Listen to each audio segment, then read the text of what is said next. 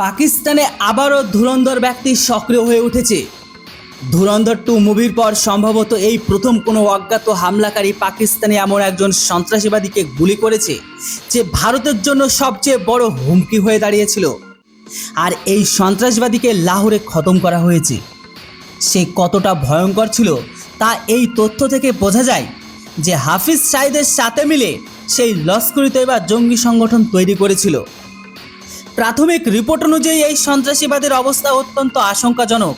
তবে আমরা আপনাদের জানিয়ে রাখি, তার মৃত্যু নিশ্চিত, তাকে কেউ আটকাতে পারবে না। খবর পাওয়া গেছে যে পাকিস্তানে থাকা সেই অজ্ঞাত হামলাকারী আমির হামজা নামের এক বড় সন্ত্রাসীবাদীকে আননোন গানম্যান টোকাই করেছে। এই হামলার পর পুরো পাকিস্তানের তোলপাড় যে এই ধুরন্ধর 2 আবারও কোথা থেকে অ্যাক্টিভেট হলো।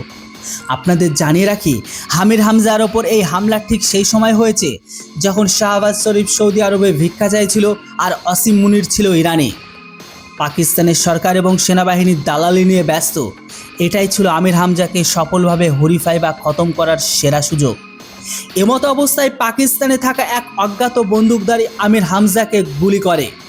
আমির হামজার নাম অনেক সন্ত্রাসী কর্মকাণ্ডের সাথে জড়িত। সে ভারতে হওয়া অনেক হামলার সাথেও সরাসরি যুক্ত ছিল।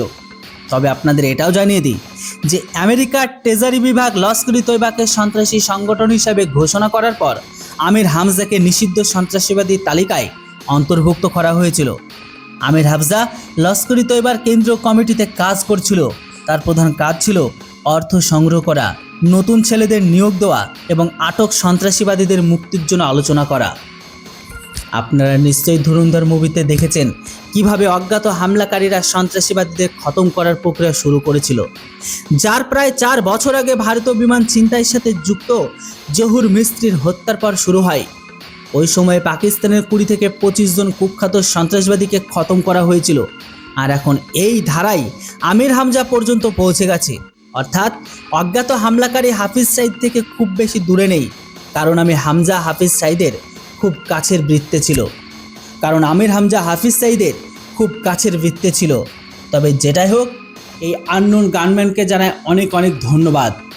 তো বন্ধুরা, ধুরন্ধর অ্যাক্টিভেট হওয়াকে শুনে আর আননোন গানম্যান সম্পর্কে আপনাদের কি মতামত সেটা অবশ্যই কমেন্ট বক্সে লিখে জানান। Thanks for watching. Jai Hind, Vande Mataram.